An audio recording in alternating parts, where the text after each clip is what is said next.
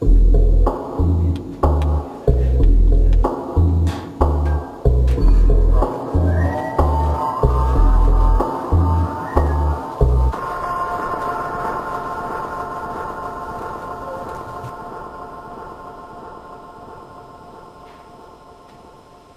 amis, bonjour. Heureux de vous retrouver pour cette chronique hebdomadaire diffusée sur Téléplaisance. Aujourd'hui, nous allons parler d'un sujet qui agite un peu l'opinion, le procès de Charlie Hebdo. Vous croyez connaître cette histoire et je vais essayer de m'efforcer de montrer que ce qu'il y a derrière l'histoire est beaucoup plus important que les apparences, que tout ça n'est jamais qu'une assez belle manipulation pour nous dresser les uns contre les autres, pour semer les germes de la guerre des civilisations. Alors, si vous vous souvenez de la présentation qu'on fait d'habitude de cette chose-là, on explique que en Norvège, au Danemark, pardon, un illustrateur de livres pour enfants n'arrivait pas à trouver de dessin parce que son livre critiquait l'islam. Et alors, un grand journal, le plus grand journal d'ailleurs du pays, a organisé un concours d'illustrateurs pour ce livre pour enfants. Certaines de ces illustrations étaient des caricatures assez violentes et elles auraient offensé la communauté musulmane danoise qui, n'arrivant pas à obtenir de réparation, aurait été alerté le reste du monde musulman et tout ça aurait provoqué de grandes émeutes. De son côté, on va à Paris, François, puis Charlie Hebdo aurait décidé de publier ces dessins pour défendre la liberté d'expression auxquels s'opposeraient les obscurantistes musulmans.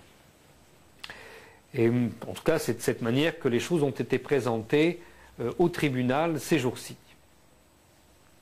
Simplement, si l'on réfléchit de plus près à cette histoire, il n'y a pas grand-chose qui soit cohérent. En premier lieu, comment arrive-t-on à passer d'illustrations pour un livre pour enfants à propos de l'islam à des caricatures de Mahomet, s'il s'agit d'ailleurs de caricatures de Mahomet? Il faut savoir que le Jyllands-Posten, le très grand quotidien, enfin en tout cas celui qui a une très grande diffusion au Danemark, qui a publié ces illustrations, est avant tout un journal qui milite contre l'islam et qui défend des positions que l'on qualifierait ici de racistes et d'extrémistes. Ce n'est pas une prise de position subjective que j'annonce là, puisque le Conseil de la presse au Danemark a plusieurs fois épinglé ce journal pour ses positions racistes, et que d'autre part, un observatoire européen du racisme a publié des études très précises sur le racisme dans ce journal. Donc c'est tout sauf un hasard si ça apparaît à cet endroit-là. Ensuite, on peut se demander comment on passe d'une critique de la religion à une dénonciation des musulmans qui seraient des terroristes. Là, il faut se souvenir que Flemming Rose, l'éditeur de ces caricatures dans ce journal, si vous voulez, le rédacteur en chef de ce journal, Monsieur Rose est un ami personnel de Daniel Pipes, le grand théoricien aux États-Unis de la lutte contre l'islamisme. La théorie de Daniel Pipes, c'est que, certes, dit-il, tous les musulmans ne sont pas des terroristes, mais tous les terroristes sont des musulmans, donc il faut prendre des mesures préventives, policières, contre tous les musulmans. Mais le Jyllands-Posten est allé un peu plus loin, puisque avec la fameuse caricature de Mahomet avec son turban en forme de bombe, il s'agit d'insinuer que tous les musulmans sont des terroristes en puissance. Pourquoi le Premier ministre n'intervient pas au Danemark pendant cette crise? Tout simplement parce que le Premier ministre, qui est sollicité par les ambassadeurs des pays arabes et par les organisations musulmanes danoises, le Premier ministre est un partisan de la guerre des civilisations. Il se présente lui-même comme le cheval de Troie des néoconservateurs dans l'Union européenne. Et lorsqu'il présidait l'Union européenne en 2002, c'est lui qui a signé les documents secrets qui ont autorisé les vols secrets de la CIA en Europe, les enlèvements de suspects, tous musulmans, et leur évacuation dans des avions disposant de salles de torture. Autre incohérence, comment est-ce que les musulmans, qui devraient d'abord se préoccuper de dénoncer l'occupation de la Palestine et l'occupation de l'Irak, comment tout d'un coup ils se passionnent pour les caricatures? Eh bien, c'est que les responsables d'associations danoises sont venus alerter le monde musulman. Mais deux de ces responsables, M. Akari et M. Aboulaban,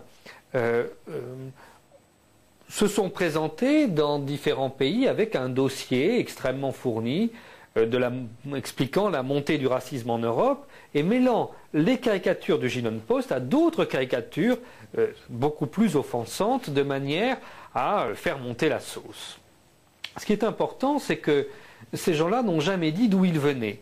En fait, Aboulaban est un des responsables d'un mouvement secret, le Hizb ut-Tahrir, qui est aujourd'hui considéré comme voulant rétablir le califat sunnite dans l'ensemble du monde arabe, et turc, puis dans l'ensemble du monde. Ce mouvement prétend être non violent, mais on sait qu'il est impliqué dans toutes sortes d'opérations violentes et au cours des dernières années, ce mouvement a été largement soutenu par le MI6 britannique et la CIA des États-Unis pour lutter contre divers régimes en Asie centrale. L'Organisation de coopération de Shanghai, qui est une alliance entre la Russie et la Chine, a d'ailleurs créé un département spécial pour lutter contre le Hizb ut-Tahrir, qui est vécu exactement comme on vivait l'organisation des Moudjahidines afghans avec Ben Laden pour lutter contre les soviétiques. Donc on constate que les partisans de ces caricatures, comme les opposants à ces caricatures, sont tous des gens qui sont proches de l'Alliance Atlantique, de la CIA et qui prônent le conflit des civilisations. Ces caricatures ont par la suite été publiées en France par François, puis Charlie Hebdo. Alors on a oublié que François, à ce moment-là, était dans une crise administrative particulière et que les gens qui ont pris la décision de publier ces caricatures étaient favorables à la reprise complète du journal par un de ses actionnaires, dont le nom était secret à l'époque. On ne l'a connu que beaucoup plus tard. Il s'agit d'Arkady Gaidamak, qui est un trader d'armement très connu, qui fait l'objet de poursuites pénales en France, donc il ne se présente pas en France. Il vit réfugié en Israël, où il est le chef du Bétar, la milice de l'extrême droite israélienne. Et puis ces caricatures ont été republiées par Charlie Hebdo. Charlie Hebdo, qui est présenté en France comme un journal d'extrême gauche, on pourrait plutôt dire que c'est un journal qui s'adresse à l'extrême gauche pour y passer des idées d'extrême droite. Et d'ailleurs, ce journal va organiser peu après un manifeste, un appel contre le nouveau totalitarisme, qui essaye de créer une confusion entre les musulmans et l'intolérance. Donc, c'est toujours le même mécanisme, hein. On essaye de faire croire que ce qui est en cause, ce qui choquerait les gens, c'est de critiquer l'islam. Alors que ces caricatures ne critiquent absolument pas l'islam, leur objectif est d'assimiler les musulmans au terrorisme. On ne devrait d'ailleurs pas parler de caricature de Mahomet, on devrait parler de caricature contre les musulmans. Donc cet appel contre le nouveau totalitarisme est signé par quelques personnalités, bien sûr Philippe Val, le directeur de Charlie Hebdo, Caroline Fourest, qu'on connaît comme attisant toujours le clash des civilisations, Antoine Sfer et bien sûr Bernard-Henri Lévy, ce qui permet de bien comprendre où ça se situe. Alors quelle est notre position à nous? Nous, c'est défendre la laïcité, mais la laïcité, c'est d'abord l'organisation pratique de la tolérance, qui est non seulement la liberté de religion, mais d'abord la liberté de conscience, donc la liberté de critiquer les religions, mais aussi la liberté de ne pas être insulté soi-même.